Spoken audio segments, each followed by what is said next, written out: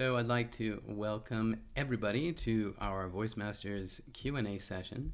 We just had a fun live stream talking about rock and extreme vocal effects, all about the anatomy, what the sound makers, the moving parts in there, and we did some live coaching and we got a lot of questions. And so I'm going to share this the questions as we go. So let's take a look at the first question we have here. It's more of a statement, but also a question. I think a large part of vocal effects being misunderstood is that much of classical singing pedagogy evolved to claim that it was damaging, and classical pedagogy is very pervasive. So, yeah, I mean, let's just be fair about it. It's not so long ago, classical singing was the popular singing. It was the popular form of singing, right? And that's what everybody wanted to sing. And then we started having this evolution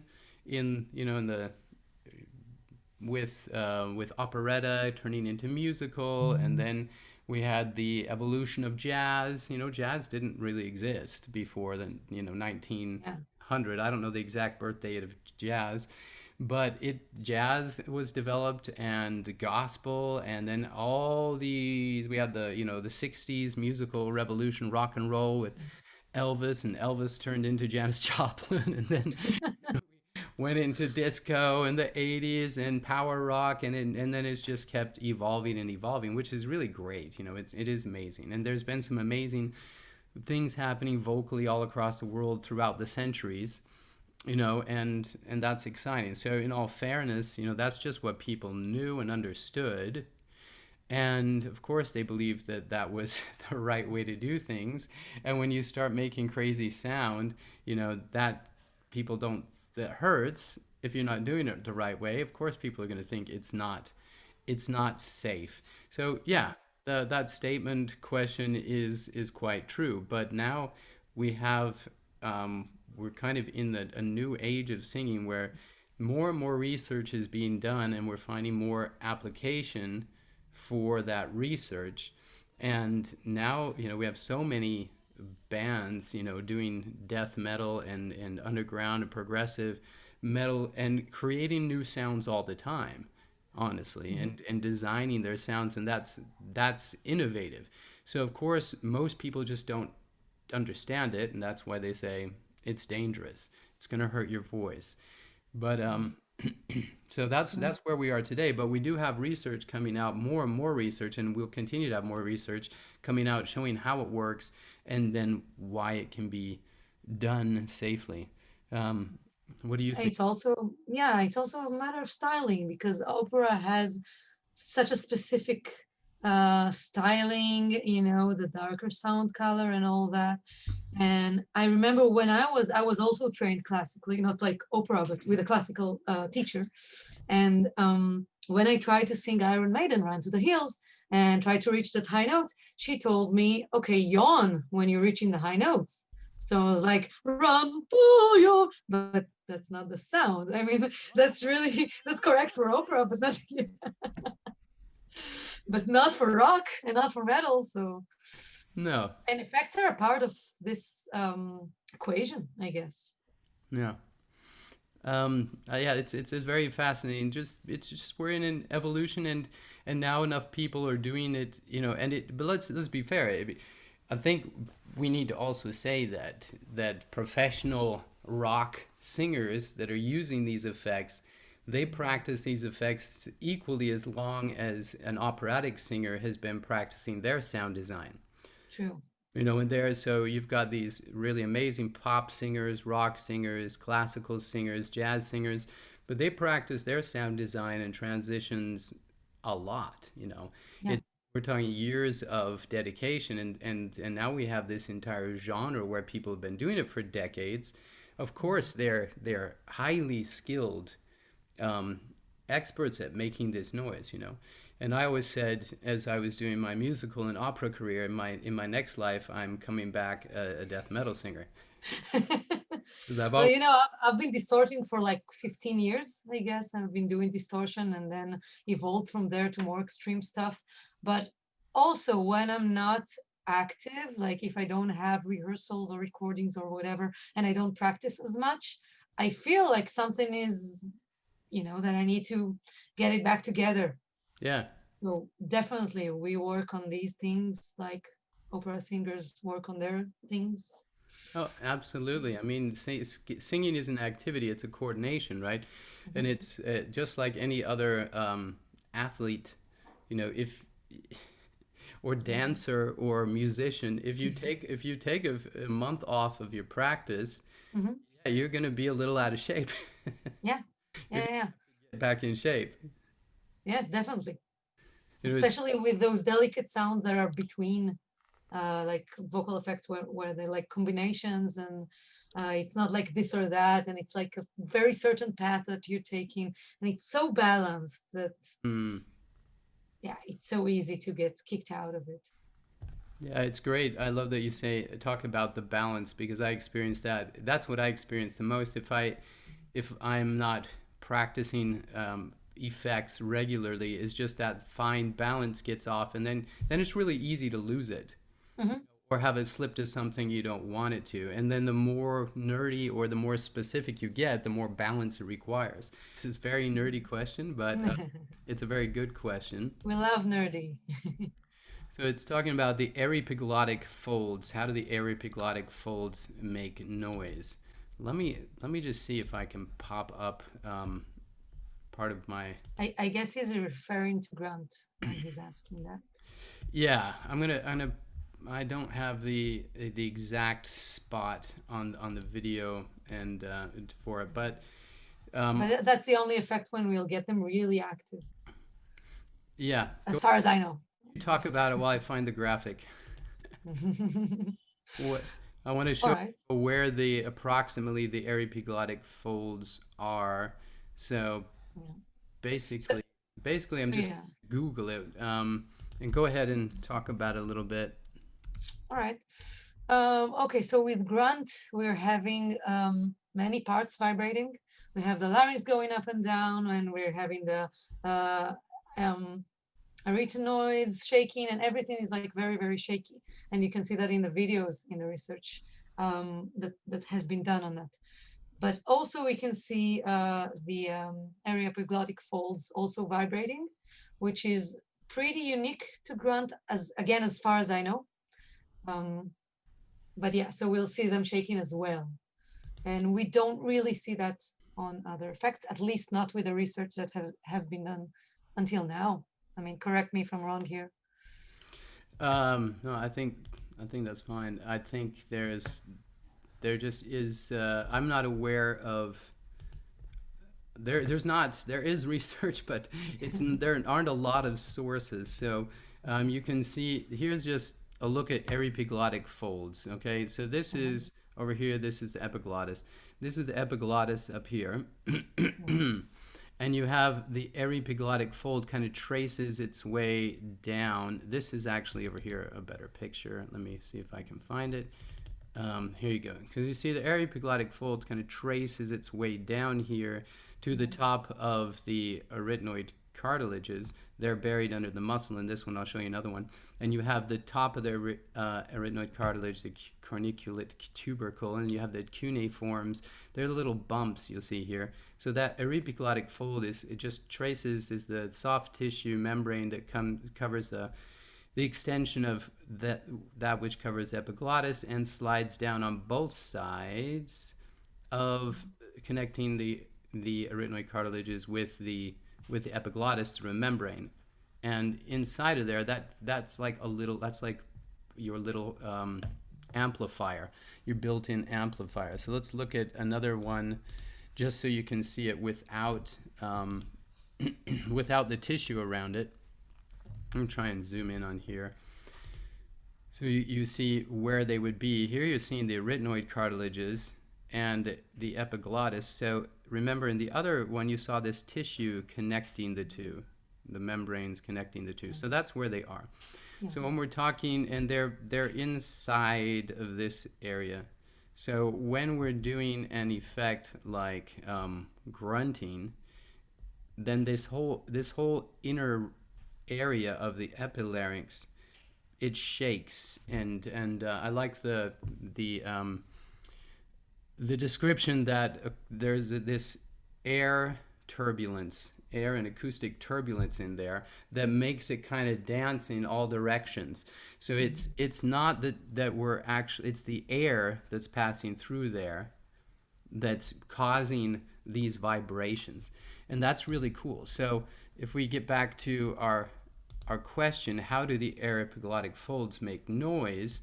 They're just part of the movable structures within that area that are basically distorting, if you will, or interrupting the clear sound waves coming out, and they're just a part of all of that that's dancing and rocking out in there.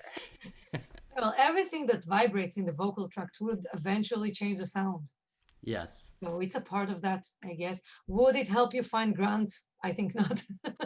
Like knowing this, I don't know so many people who can feel their Ah, these delicate structures.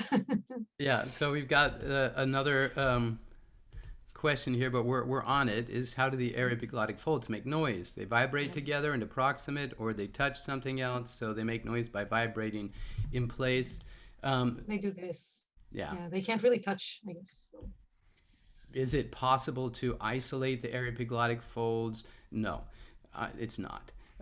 It, like Adi just described, they're connected to the epiglottis. They're connected, through this membrane down to the arytenoid cartilages. So if you get this turbulence inside, they're just waving in the air. They're like dancing around, just like any. I like your movements. So they're part of the structure in there that interrupting the sound waves. So no, I don't consider this is my opinion, but we'll ask Adi too. I don't consider the air epiglottic folds as a big noise maker. Yeah, I agree with that. They're not like the vestibular folds, the false vocal folds, Yeah. or the arytenoid cartilages that make quite a bit of noise. Mm-hmm. Yeah, they're just in that they're helping interrupt the airflow and sound acoustics as they're traveling through there, but they're not doing that on their own. Yeah, we're just talking about them specifically when we're talking about grunt, because that's like the place that we see that it is vibrating on grunt, but not on the other effects. Yes, maybe we should give an example of grunt, like how you can find it. Some people say bark like a dog. Yeah. So I'm adding sound to that, but if we take away the sound, it's It's harder. more like a sigh. Yeah. It's really hard to do it without sound, isn't it? Yeah. You kind of have to relax in there and then say woof and make some sound. But I always get this big sensation because it takes so much space and this movement, Yeah. So if we do, I like the Soulfly song. This is the prophecy. So you can have different areas of, you can have more or less sound in grunt. Do you want? Yeah. Well, I think that in the real world, we will usually hear a combination Yeah. and growl, grunt and rattle. So you get a and it sounds way more vicious than just hey. And if we compare, we can hear like Arch Enemy when they're doing that, and they sound like no, let's take like Cannibal Corpse when they do that. They sound like very hollow, more like a sigh. And then we have Arch Enemy, which is like in between, like Nemesis. So we have it sounds a bit more rough, but it's not like all the way. But then we hear Ginger, and she does like. Yeah. So we get like tons of growl into it here. And it gets Yeah. space. It's really cool. But it's also about sound color and about adding growl or distortion or whatever. So it's not just the grunt. Right. I think that's important to remember. We've got the sound makers. It's just like normal singing, right? right? But that ah can be ah, oh, ah, can have so many different sound designs. I call them sound designs. That's part of my Mhm. methodology. My concept is everything above the vocal folds all the way to your lips. That's where you can design your sound. Yeah. I So call it acoustics, but yeah, yeah. well, Mhm. it is affecting the acoustics, right? Mhm. So there's a lot of names for it, but anyway, look at how you think about it. I guess the Mhm. message is even within this effect, you can have a big range of sound. Mhm. And that's quite exciting. Um, so that the epiglottic folds got us to all of that. That's Yes. pretty. So Let's dance and grunt. I mean, dance. that would be interesting. Let's look at the next question. Mhm. What muscles create the irregular vocal vibrational pattern, or rather, what else do we know about how it's produced? And the question's relating to creaking or fry. Yeah. And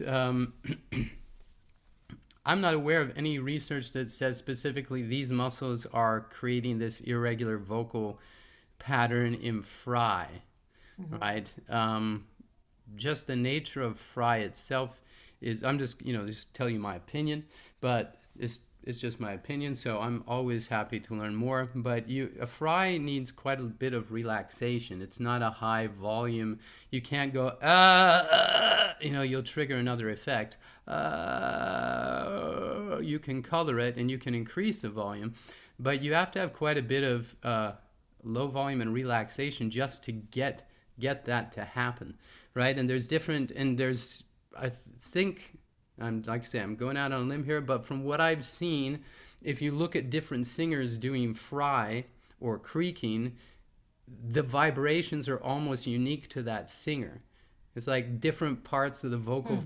folds involved. It's not as clear as to say the false vocal folds are doing this. They're Mhm. vibrating against each other, um, because it is irregular and thus very very difficult. It's chaotic in a way. Yeah. Like we see the vibratory pattern, but it's like wibbly wobbly. This is this is how I call it.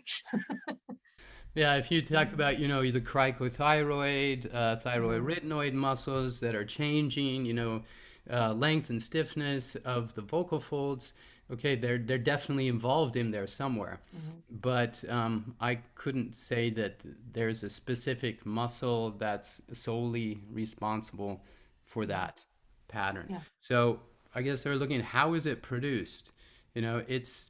It's different varying level. I think a chaotic is a good word, right? Mhm. If you think it's a little chaotic, it's unregular because the amount of the activity of the cricothyroid and thyroid arytenoid muscles are not consistent. Mhm. They're kind of going, and the vocal folds are doing something they don't usually do unless you're talking to Kim Kardashian. But it's Yeah. it's very popular now. Yeah, I'm good. How are you? I'm good. Thanks. I Yeah, hate it I'm when good. people talk like that. But people talking here in the United States is very common. Mhm. And depending where you are in the United States, you'll hear more and more of it. And actually, there's been the research on creaking and fry is pretty clear that you shouldn't do it all the time. Mhm. Yes, It's not, because it spreads. yeah, it's not a good thing to do all the time because Mhm. it's not a good clean vocal fold closure. Mhm. Not saying we can't use the sound in singing as an effect, but you don't want to walk around talking like this all the time. It's very, you're never going to get that good vocal fold adduction, and then you might end up sounding like that forevermore. Or at least until you see a speech therapist or whatever. Let's talk about when does creak come in metal singing? When do you use it ever? Do you use this fry sound? Obviously, the fry scream is a big important thing to have in your repertoire. I'm working on getting my higher fry to Mhm. a bigger volume level. Mhm. But yeah, how do you use it personally? Depends on the pitch. If it's like if I want to sound like tired or intimate, then you know the Britney Spears thing. Oh, But we also use it in metal music. Yeah. Actually, if I'll take like I'm thinking Deftones, you know, like rock music. Um, I watched you change. Or Marilyn Manson uses that a lot, oh. like all the time. Um, um, sorry, forgot all the phrases. But this isn't real, I'm not mechanical. I'm just a boy, you know. Yeah, cool. It's But if I go up in pitch, then yeah, all the screamo things. Yeah, Ow! yeah, nice one. So how am I going to make that bigger? Yeah. Well, you can't really get it very big. I mean, there's an extent that you can reach. um, this sound does not exist in very loud volumes, just doesn't happen. Or at least it's not healthy to do it. Maybe people can do it, but it's not healthy. So every time we hear people do it, most likely they have high gain microphone with lots of reverb on it. And we can actually hear when they are produced studio version, we can hear like that it's really out there, and it's like we've talked in the session, they have like over the overdub parts, and then it sounds even bigger. But then when they take it live, you can see it. How is this band called? Suicide Silence, I think.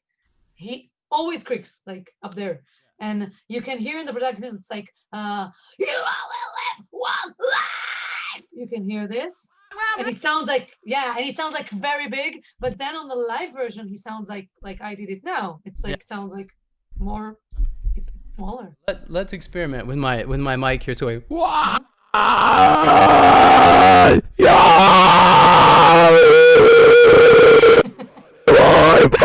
Life. So if I go away from the mic, you always are my, Yeah, you always are my life. yeah. It doesn't. Nice mic, by the way.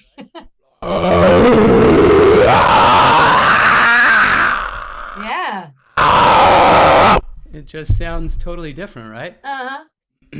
So this is where we would mic technique. We would put the mic close, and we'll ask like for as much reverb we can get. And I always do this demonstration on the studio also, like and you can hear how I'm not so much on volume, but then when I get the mic up here, it's like whoa. Yeah, and that's important because of course when I'm coaching metal singers, that's usually one of the issues they have. They're just pushing the volume, and we want to. I want to. You know, it's like because it sounds so aggressive up there. You know, "Wah!" But Yeah. but if you try and push it, Yeah. it's not gonna happen. You know, maybe Yeah. something else like you know if you go.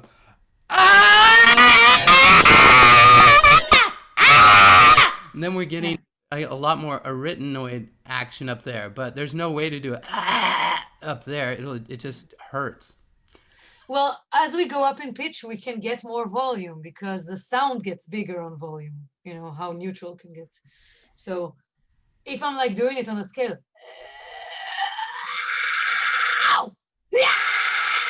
but that's like the max volume I can get there. Yeah. It's still pretty loud. Yeah. As opposed to If you get close on the mic, then it sounds much louder, right? So we got to use that proximity effect, and also just be aware that in the studio there's multiple layers.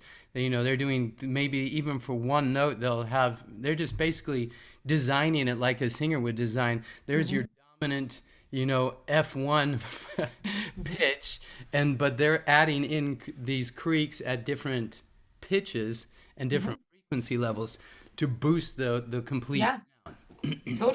Totally.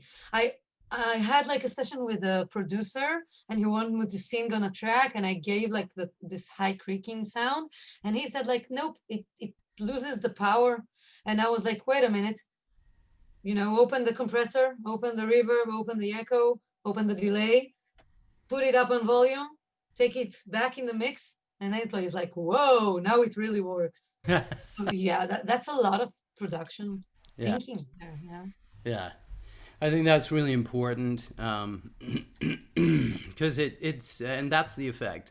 If you just think all of your favorite metal singers out there, you think they're screaming their lungs out on stage. They're not. They're really controlling that because they've learned that by having it in the sweet spot, it sounds bigger and louder than it Yeah. really. Um, And then again, we hear energy. We don't only respond to volume. So even if I'm not loud on volume, but I'm going like, yeah, I mean, you feel that. yes, So it's the energy is so important. yes. Let's look at our next question. Even though the folds aren't colliding during growl, are they still vibrating, therefore producing the pitch, and the epiglottic folds just modulating the timbre, or are the epiglottic folds definitely producing the pitch too? Okay, yeah, very nerdy question, but let's get back to it. Epiglottic folds do not produce pitch. Only the vocal folds produce pitch. And we can talk about acoustics and overtones, but really our instrument is the vocal folds. That's what's creating the sound. So if we're talking about in growl, which is getting the arytenoid cartilages to vibrate laterally. Let me see, I might as well just pop up this graphic in there again. So we've got, these are the arytenoid cartilages. They're going to vibrate back and forth in rattle sound. And then if you get them drumming this way,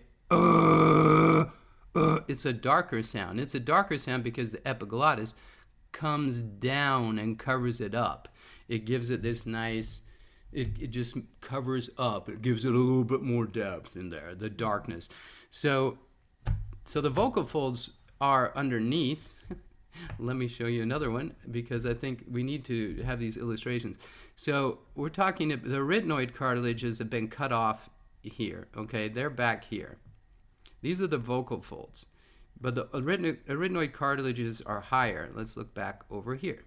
So the top of the arytenoid cartilages here, the vocal folds are actually attached down towards the base and strung to the base of the epiglottis.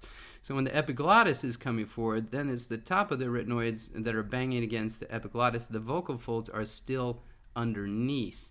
They're down here. The epiglottis is up here. It's coming back. So the sound is actually, of the vocal folds, the pitch is being made below the activity of the arytenoids. Let me see if I missed anything in that question. Therefore, the vocal folds are producing the pitch.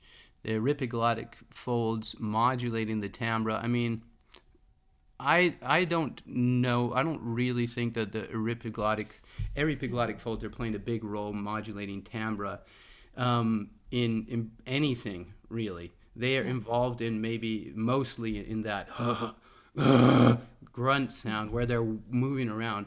But I can't say that I've done research or looked at 1,000 singers and what's going on in their throat.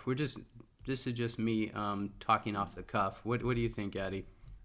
Well, I think that from what we know, at least, it's mostly about, as you said, the arytenoids and the petiole that gets like drummed together with arytenoids. If it's like rattle, then only this, but growl would be also this. So the epiglottic folds, I don't think they play such a big role, no. No.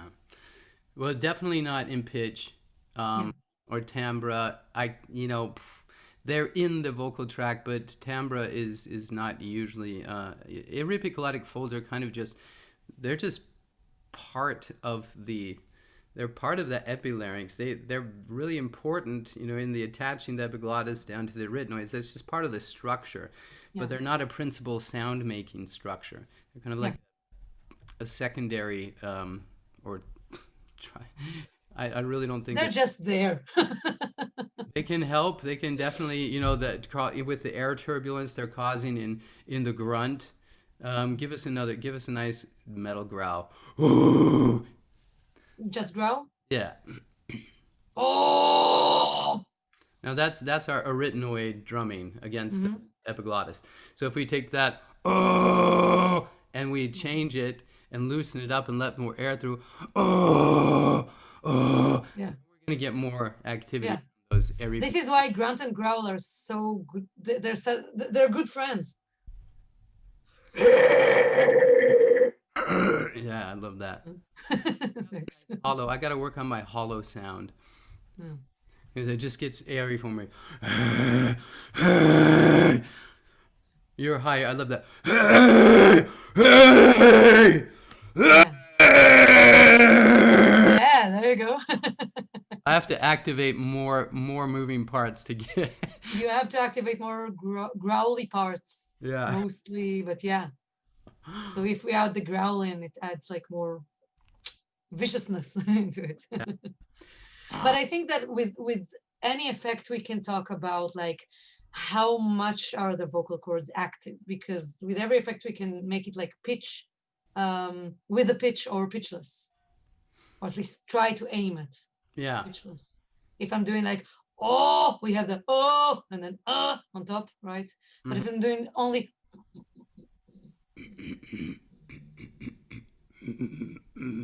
not so much vocal cord movement, I would say. Yeah. Again, I'm not a doctor, yeah, but No, wait, you can if you're saying yeah. it's kind of pitchless. It's very hollow. Yeah. It's very fun actually to do Yeah. and play around with. But I do it in the bus all the time because no one can hear it. in the bus. I always think people can't hear me when I'm making noise, and then I'm in the supermarket, you know, maybe doing some weird, some weird whistle tones, and people are like, "Is that him? Is that is that noise coming from him?" Or walk around the shopping cart, you know, I'm gonna chocolate. That's crazy. Okay, let's move on to our next question. It's more of a comment. It's sad how academia teaches us that any other genre other than classical isn't right or healthy. Yes. Yeah, it is sad. It is sad, but it's, you know, it's based on many factors in this. It's based on the fact of ignorance, and ignorance is such. It sounds like a mean word, but ignorance just means not having knowledge of something. So I bet any academic teacher that I sit down with and we go through this, because they ask me this all the time. They're like, "How is this working? You know, and is that really okay? And what's going on?" You know, and we just show them, okay, these parts are moving, and you can see. We show them on some imagery, and some of the best imagery you can find is on the Complete Vocal Institute research site. Just go to completevocal.institute, look at their research site. They pretty much put the most videos up there, but there are other people that have done research on this where you can see the vocal folds, you know, they're just doing their normal thing, and there's other graphs showing their waveform and contact quotient and all this that's showing us basically they're not inhibited by this. But I think what you also said is yeah, if you've got the arytenoids, you know, going like this and the vocal folds are down here, right, there's noise. So it's not like the entire structure is going like this and pulling the vocal folds apart. It's more like this, you know. Yeah.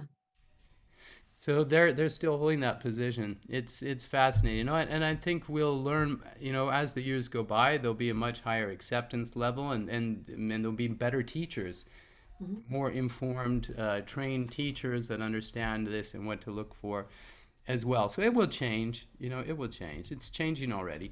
Next question. Can't aggressive vibrating of the superior vocal tract structures cause irritation? Just like if I rub my hands together vigorously for a long time, good in small doses, and over time maybe I would develop calluses or something to compensate. That's actually a really good question. Yeah, it's a great question.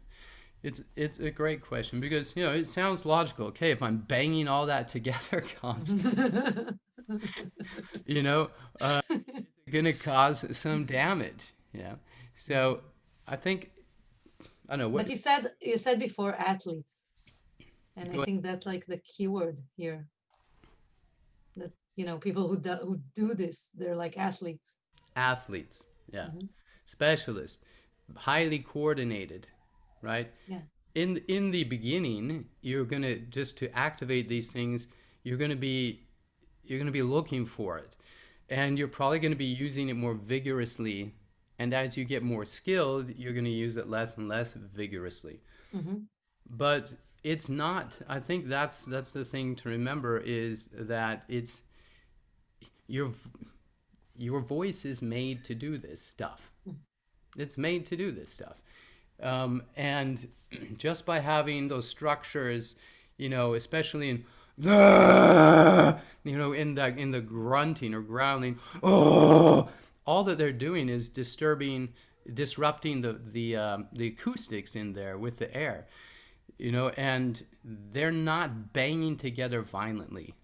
Hmm. It's a vibration. It's the even distortion. I mean, why do we have false vocal folds? You could say, well, the vocal folds we only have to close the glottis to hold our breath, you know, but they have different purposes as well. And I I can't let's say I can't say there are long-term studies that showed that doing this effect has led to calluses and to damage. There are definitely people who have damaged their voices and their larynx by overdoing it or by doing it the wrong way. Yeah. That's I don't know what It's all about the balance, I think. it's about balance. Yeah, Yeah. And being physically fit also. If I need to do that on tour and do it like night after night, like a 1 hour show night after night.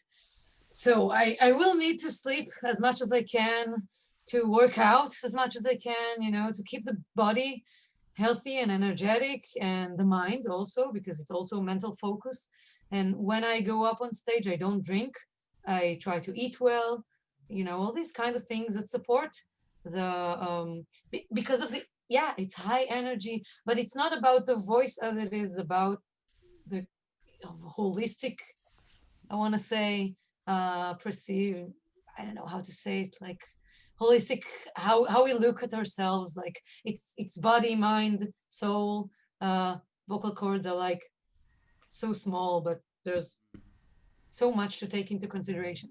So I won't drink and go on stage, not because it might dry the thing around the vocal cords, whatever, um, but because I need to be very, very focused yeah, and very, very balanced to do that, and to do that effectively and not tire myself. Um, so yeah, and the more I do it, the more I feel like it's getting more and more effective, and I don't need to add so much energy.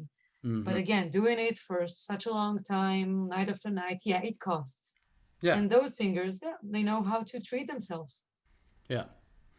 I think that's great. That's a great advice, really. And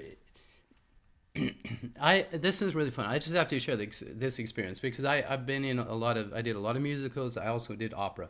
Well, if you're doing a main stage musical, you can be singing anything from classical musical style all the way to rock, full on rock vocals. And musical performers are expected to do the show 7, 8 times a week for a year or multiple years. Well, it's tedious. So you really have to get very, very good at executing that so you don't wear yourself out or cause, long-term rubbing. It's interesting. It was very interesting to me then as a musical singer, having been in a lot of different shows, long run shows, expected to perform, double shows on a day, and then getting Wow. into the operatic world where if we had a double show on a day, everybody was like, "Are you gonna make it? Are you gonna be okay?" And opera is very demanding as well, very Hmm. demanding. it's not normal for opera singers to do night after night after night after night of a big performance, a big repertoire piece, because it's physically exhausting. Yeah. Yeah. It's physically exhausting, it's mentally exhausting. So they Mhm. usually, the opera singers would usually have a day off in between big repertoire shows. Sometimes they'd have to do some back to back. Mhm. But we'd have double. I had a double opera performance many times, and everybody got through it fine. But they didn't want to do that the next day. Yeah. Yeah. They It's didn't want to very, very hard. for a year like the musical singers. So yeah, these guys that are going out on the road and doing this night after night. Well, why do you think that sometimes they're on stage going, they're singing, "This is the," because they're taking a break. Yes. And I think it's a part of the strategy because it's not I mean, I don't think it's bad to do these things. And I also coach my singers like whenever you can take a break. If you're like having an instrumental part in the song, go and drink some water, go and, dance a little bit, but not just headbang and, be full out there, just take it back a little bit. And actually, we've talked about Ginger, and she's so balanced in whatever she does. I saw her live, and she has those little dances, which probably gets her movement going on. Yeah, supporting. She has her, yes, exactly like that. She has her knee on the amplifier. This, Yeah. yeah, the pose we like. Yeah. Oh, yeah. Yeah, and half of the show she was like this, and in between she was just resting. She wasn't like, yeah, I'm headbanging and I'm jumping around. She was energetic, but she also knew when to take it back and Yeah. take a rest. Yeah. I think And that. sometimes we change strategy. Like if grunting is demanding more and usually demands more, then sometimes we hear those grunters go to creaking. We hear Angela Gasso does that a lot when she was doing her shows. She was like, if you could hear her sing like a, we are one, I don't remember the song, Nemesis, if she does that on the record, live, she would go like, Nemesis, or Nemesis, yeah. She would change effect, she would change pitch, she would go for something easier. So yeah, I don't think that most people aren't going to be doing this day in, day out, day in, day out for 5, 6 hours a day. And maybe if you were doing that, you could, with time, have something rub off something, create a callus. But no, it's really important. The balance is really important, and that's why singers, smart singers on tour, you have to realize we're all human beings. We wake up to a different voice every day because the voice lives in our body. We have to learn to manage it. So if you're having a bad day, there's no sense if you got another 60 shows coming up in the next 3 months to go out and push it too hard on one show. You just, Yeah. you know what? I'm going to do the best job I can do. I'm going to have some alternate solutions, and I'm going to let the fans sing a little bit more. And that's just good management. It's not necessarily a cop out, but it's also not possible for a produced sound to get the exact same sound. There's a Yeah. French pop singer. I'm not prepared with his name in the track, but Yeah. he's got this amazing breathiness on his album. And then I'm like, okay, there's no way he can do this live. It's just not going to be too soft. And the balance is so fine. So, and I checked on the live performance of the song, and he was just singing normal. Mm-hmm. Breathiness was Yeah. gone because he was on tour, and it wasn't going to work that way. So, studio recording is not always what you're going to hear on tour. You want to hear as much of it as possible, but But it's about the energy and how you go on stage and the so it's not only about copying yourself on the record. I mean, who wants that anyway? And yeah, many times we're just losing the high notes yeah, as a strategy because I myself I do that all the time. If I have high notes in the songs and then I do it live because I have so many things going on, so many sounds I'm switching between, and clean vocals and growling and all that. So, hell with a high note. I'm not doing that on stage. I'll just give a high creak. yeah. Yeah. It's not a studio, and a lot of these things are produced. I mean, if you're Yeah. having a great day, of course you're going to sing it, right? Yeah. Hmm. Let's move on to the next question. This is a good question. I admittedly am ignorant in this. I am admittedly ignorant in this genre, but in what context would you sing this way? So, yeah, I think we should talking to that question came when we're doing like rattle. And admit a rattle is not the most common effect, but I think the rattle and the growl are really close together. Sometimes these people are calling it grattle, doing both because it's that arytenoid activity. So when would you hear that in a song? It's got to be Oh. the right context, right? I think the right emotional context for the sound. I love the part in Lord of the Rings where Gollum, he's like, it hurts, it burns, it freezes. So if you got, you get some gospel singers doing that. Wow! And they, Yeah, Jennifer Holiday does it all the time. I'm so glad. Ain't you glad? yeah, but it's not going to fit everywhere, right? No, I guess not. But I think that it's about styling. So we will hear it in pop music, Beyonce kind of thing, um, gospel, as you said. Also with heavy metal singers when they go up in pitch and they go like, yeah, Yeah. mixed with creak sometimes. Well, maybe we should just take the second and talk about that because we were talking about that a little bit. As you go up higher with distortion, for the guys, or at least for me personally, I mean, we're talking some high stuff. So this is an A, but if we go up to I was going up to, I think a C sharp. So if I'm going, hey, I'll turn my mic down.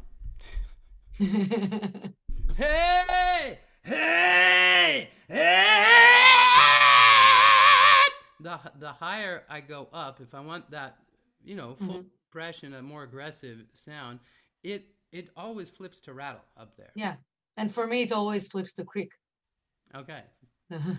Super. Something changes up there. I guess it's because of the vocal tract, how it's shaped, and we have to be more twanged there. Yeah, I mean, like I said, we're speculating because there's not a ton of research, but there is a lot of research talking about the acoustic, the inertance, the air pressure inside of the vocal tract and how that affects the vocal folds and just certain frequencies. It's like if you hit the right frequency, the vocal folds will be going, they just don't work at certain frequencies in certain pressure environments the same way. So I don't know how high I go up on that. I've never tried, but if I keep going, I'm sure the rattle is not going to work anymore either. It's probably going to go to creak. Should we just try? But I think, yeah, but I think it's the same with as we talk as CVT teachers, metal and neutral. Somewhere along the way, it has to change. Yeah. And then we can point like, okay, for you it's this note, for me it's this note, and we can train. But eventually, we'll end up in neutral, all of us.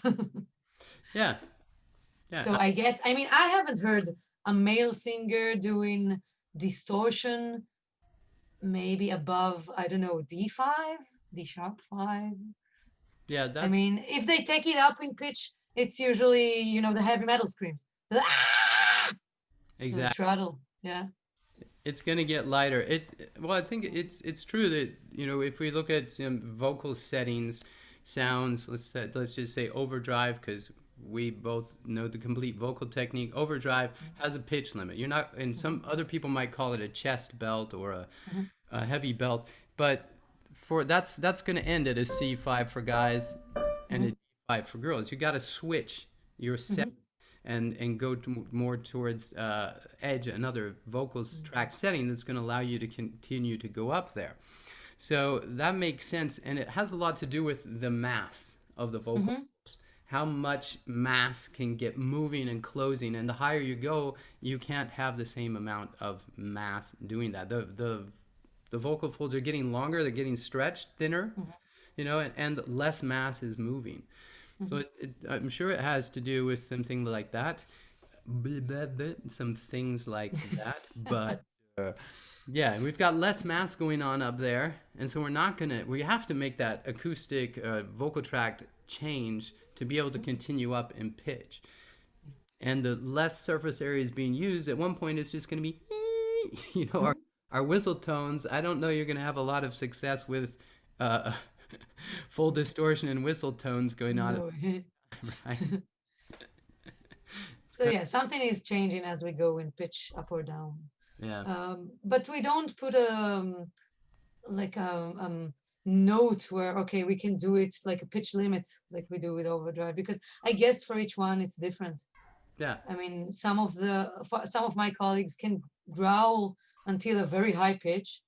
Many people would change to rattle, but Hmm. she can do it. But it Yeah. is what it is. We don't need to be able to do everything as well as everybody, Mhm. Yes. right? Somebody Yeah. asked about the tongue position. Should the tongue be up or down? Yeah. And, you know, That was also about growl. Yeah. yeah, I think we're talking about growling the arytenoid. We're talking about the Mhm. arytenoid vibrations or against the epiglottis. What would you say about tongue position during most effects? Um, Depends on the effect. But with a growl and rattle, we usually aim at the back of the tongue to be like I'm swallowing my tongue, so it's like back, but it's not down, because not so much, because then we'll lose. I love that. What you do with your head. Because then we can lose our twang. Yeah, So it's like I'm swallowing my tongue, but it's like in an upper position, the back of the tongue. let's just look at this of the tongue just so you can see why. So you've got the epiglottis here. All of this huge mass here is the tongue, Mm-hmm, right? The tongue, yeah, if it's further back in the mouth, that's fine. But if it goes back in the mouth and this big, huge mass goes down, which it mm-hmm, can, mm-hmm, it's going to push the epiglottis. It's going to weigh on the entire larynx. It's going to force the space, more shut, and it's going to block. It's going to basically eliminate the possibility for movement if it's pushed mm-hmm. down and back. But if it's Yeah. moving back and this back part's staying up, Mm-hmm. then you get like the best of both worlds if you're going for that sound. Yeah, and I guess it helps the epiglottis also um, do its thing to get to the arytenoids. Because if we're doing growl, the epiglottis has got to already go back towards the Hmm. arytenoid cartilages, Yeah. right? Hmm. So if I've got my tongue back there too, it's much less comfortable. But that's a pretty low pitch. Hmm. If we take it up higher, and now I try and pull my tongue down, Yeah. it just immediately crushes it, you know? And then Hmm. even higher.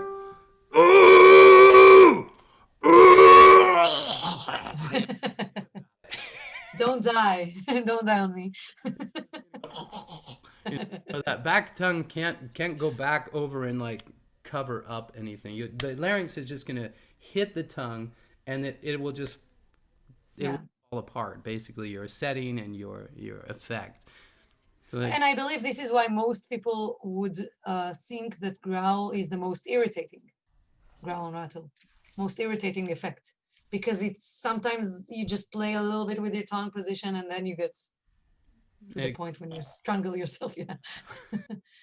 But also a very common thing with singers when they're trying to find their distortion, they do that, but with their tongue positioned a bit backwards, mhm. and then they end up rattling or growling inside their distortion, so they don't get hey. They get, "Ugh!"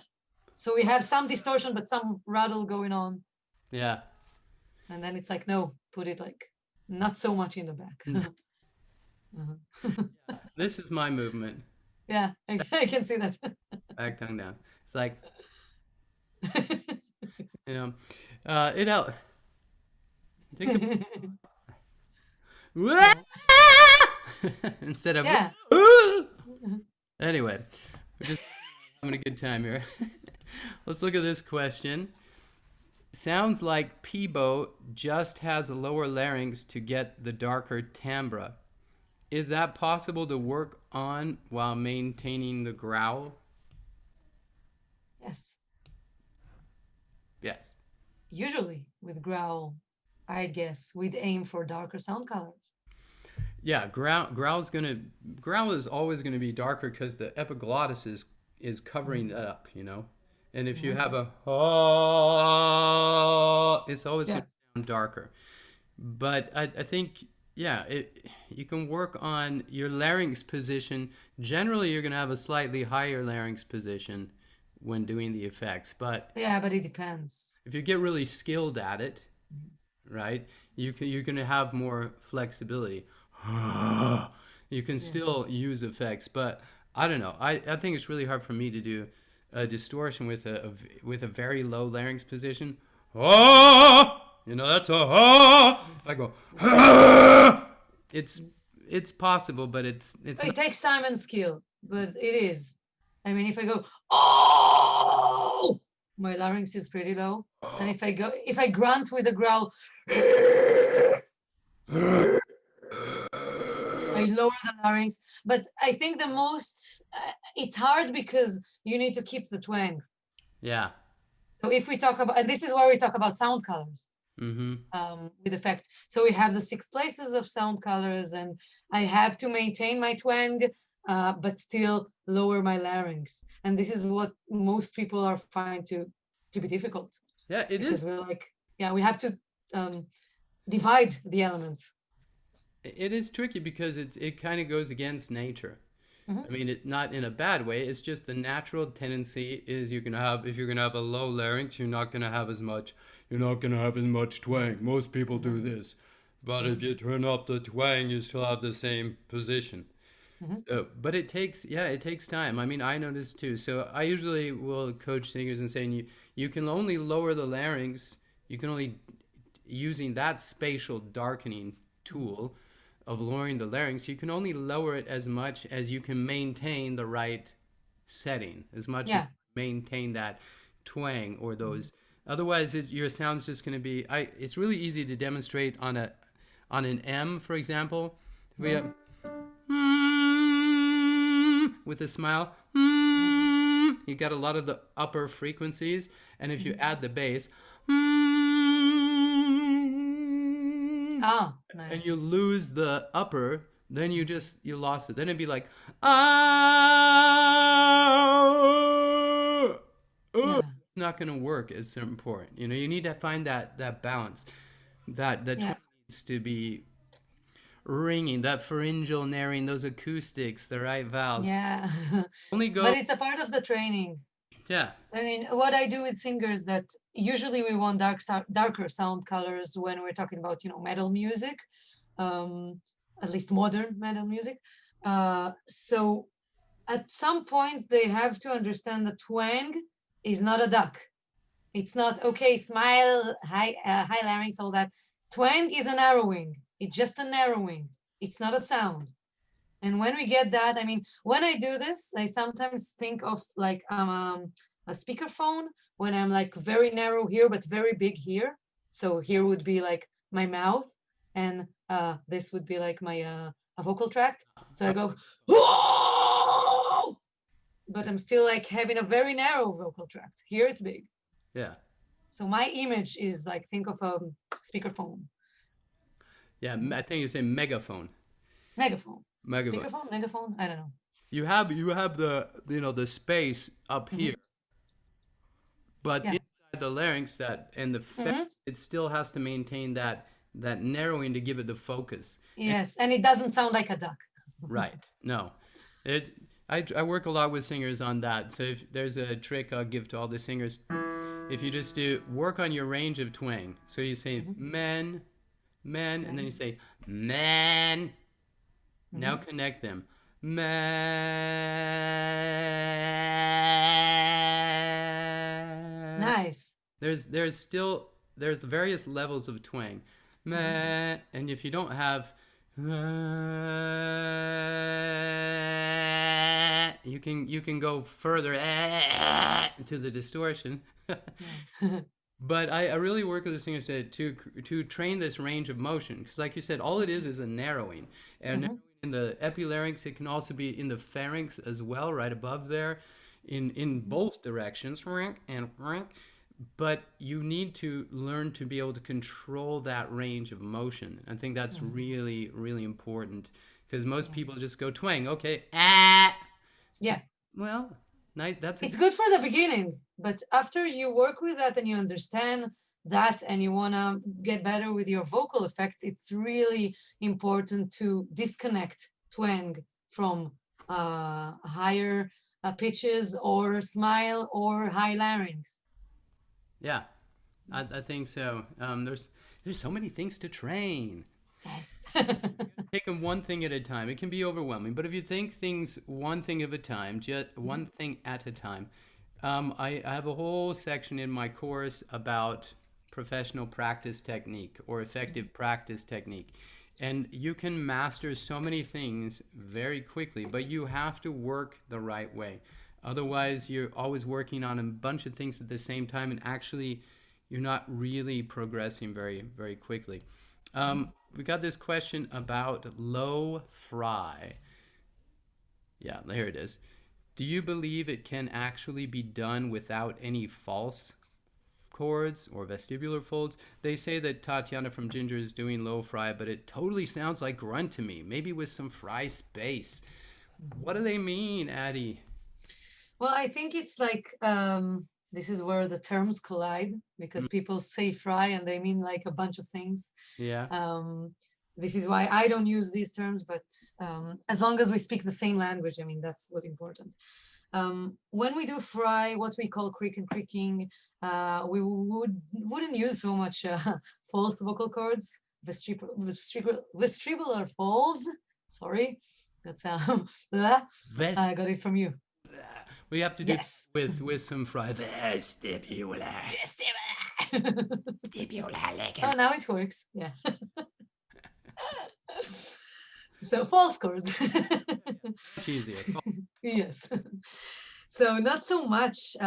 Fry would be mainly on the real true chords, Mm, um, but false chords would be for distortion. yeah. But what I think she meant, the person with that question, was that when she goes low, Tatiana from Ginger, when she goes low, she goes like really low. We can hear lots of undertones there. And the trick is mostly about the grunt and growl, not so much distortion in these pitches. Depends. On the, I'm talking about like Pisces, what she does there. It's mostly about grunt and growl, like away. Mm, So there's that. But on their newer songs, she goes mostly distortion with grunt. hmm. It's like mixing. So she goes like, no, no judgment. Something with punishment. I don't remember the lyrics. Punishment. So I'm aiming at distortion, but I'm taking it down so the grunt wants to come and play. Yeah. And it's really darkening the sound color, and my larynx is low. Yeah. Um, but I'm not feeling or thinking that I'm doing so much fry there or creak. Yeah. Otherwise, yeah, it would be no judgment, and we hear like a fuller sound there, not so much chaotic on this on a noise, Yeah. more rolling on a noise and more white noise. Yeah. It's really cool. It's so much fun to work to have this Q&A session with you and just talk about all this stuff. It's so cool. And you're doing some amazing things. Yeah, yeah. So Thank you.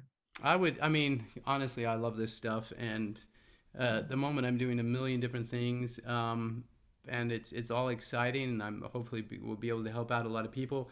But yeah, I would have such a good time just coming and hanging out with you and just doing a metal album for like just write a couple albums Yeah. a year or two and just grow some hair and Or you could use a wig. You have like a photo with a wig on your Facebook page. I've had lots of wigs, half wigs, lots of wigs in my stage performances, depending on the character. But Yes, I would love to make a metal album with you. but it's really interesting you talk about that. So if we have if that's what we would call fry or creaking, yes? Yeah. But other people might say, "Oh," is got a Yeah. little bit of, oh. It's Yeah. starting to activate like this Distortion. Yeah. very smart individual ass is starting to activate the grunt, the vibrations, the Mhm. air turbulence, and those arytenoid cartilages in there. Oh, right there, I can already feel them, and it Mhm. gets that rolly sound. I You even hear a little bit of distortion there. yeah, it's Yeah, it's like a tuba thing going on. oh, yeah, Yeah. it's crazy. Oh, no. So I think that's what we could say. Just that it's we work on isolating these little things, but it's really about maybe Ginger is thinking now she's like experimenting with a new sound. She's like, oh, actually, Mhm. I found this and I love how it feels and love how it sounds. It's working Mhm. great for me. So on my newer stuff, I'm doing this. I mean, in a Mhm. way, she's kind of changing her vocal sound design. It sounds like Yeah. you mentioned. Yeah, like she finds like new nuances or whatever. But again, if we're like talking, I mean, we love to get nerdy about things. We love it. We can do it for hours. But when we're talking about the real world, usually we hear combinations, and sometimes you can't get too nerdy. Like, was it like a little bit of distortion there? I mean, is it really beneficial? And sometimes it is if you want like a very specific sound. Yeah. Like I had a time when I wanted to mix a little bit of rattle with my distortion because I was fascinated with that sound.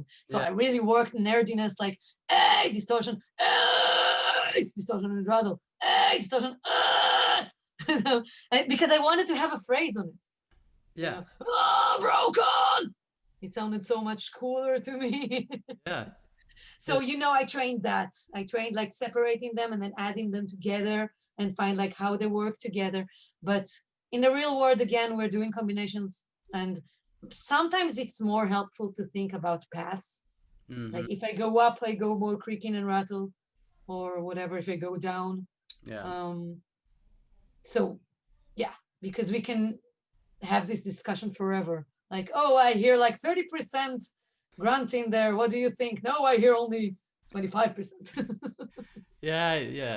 It doesn't really. I mean, what matters, what matters is that, to me, is people understand how these sounds are made, and they learn how to produce them in a healthy way that they Yeah. can continue to produce for many years without it messing up their voice, or them experiencing pain.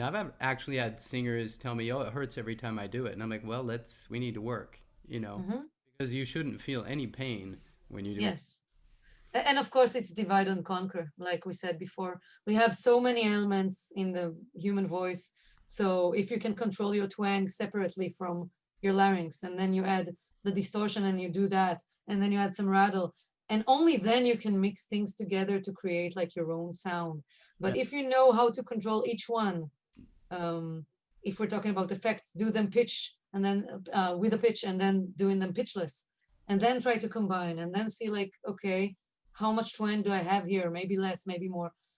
Then we can get like really good at this stuff. mm-hmm. And people who do this for a living, let's say it like that, they're usually very, very skilled at dividing all these parts so they can mix them and then Yeah. create.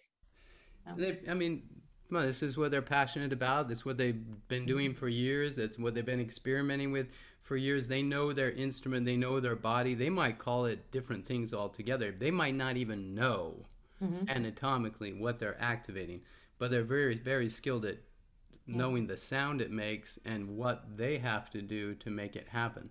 You know, Yeah. that's I think it's really fascinating. But I agree with you. My mission is to help get information out to singers of Mm-hmm. different styles everywhere, and that's what I did in my course, is group things together. So the basic elements that you need to sing any style, and then in sound design we go into more detail about how to learn to create your own sound design. But first, if you want to be really skilled at it, you've got to learn how to isolate Yes. certain functions and certain activities. Then you get more and more skilled at combining them. Definitely. And it's funny because I've been doing distortion for many, many years. I just found it, along the way because I had to sing like heavy metal stuff, Iron Maiden and Dio and stuff like that. But then when I started to practice CVT, when I just started out, I was working on reduced sounds. I think it was cribbing. And along the way, I found suddenly a different nuance to my distortion. Mm-hmm. So instead of going, hey, I suddenly went, oh, that's a really nice sound. Yeah, it's And cool. that's like the metalcore style do that. Lamb of God and sometimes Sleep Not sometimes is most of the times is more open. But Mm. we have like Meshuggah, they have like this closed sound. And I didn't really work on the sound with the distortion. I just worked on distortion and then I worked on some reduced sounds. And then suddenly I could combine them together like, oh, this is a nice sound. So Yeah, exactly, just isolate and then. it's so valuable. I mean, I worked with a client when we first started working. It was all on effects and getting Mhm. them healthy. It was mixing a lot of things. Wasn't really sure, was experiencing some discomfort. But after we worked for a little while, then when we actually started working more and more on singing just songs with no effects, Mhm. and we worked on singing a Bruno Mars song Mm, to give this really nice legato and get this consistent airflow moving and muscle activity and getting a little bit more loose.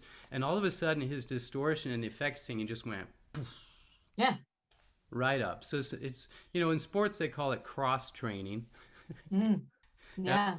but it can really help your metal singing by getting more solid at the sounds of your singing without the effects. It Yeah. will make you actually a stronger, better singer. Yeah. And the other way around. I experience it with many singers when they tend to when they have issues with their support. Yeah. And usually we would say, okay, we don't do effects if you have issues with your support. So I went and tried that out with some singers. And actually, when they did effects, they suddenly understood support so much better because they had to have a movement and they had to have the resistance. And then when they took it to the clean vocals, suddenly it was like so much better. So it's like, yeah, you work on something and then something else is getting better. Goes both ways, yeah. Yeah. But that's great, and congratulations on having that experience. I mean, it just shows you're a very good coach and Thank you. guide for your singers because it can. I'm really big believer, just from my personal experience, you got to get the right information and you've got to Mm, get with somebody that's skilled in guiding you to the result you want. Because you can work your tail off if you're going about it the wrong way. If you're asking your body and your voice to do something it's not designed to do, you're mm, never going to get there because you're trying the impossible. You got to mm, understand what it's designed to do, ask it and coach it in the right direction. Then it's going to work all the time. And then you do benefit by this. Yeah, it takes so much more body movement for metal singing than it does for other types of singing. Maybe like the really high volume Wagnerian opera singing, that takes a lot of endurance and strength as well. But mm. they're quite similar, you know. But metal singing, no. I mean, you feel it in your body. you Yeah. you have to be stronger, and you have to use Yeah. that motion. So yeah, that I think it's great to build awareness in a singer that maybe is having difficulty finding the coordination of how do I influence my airflow, what kind of physical energy do I need in my singing, then going to metal singing like, oh my gosh, I need this.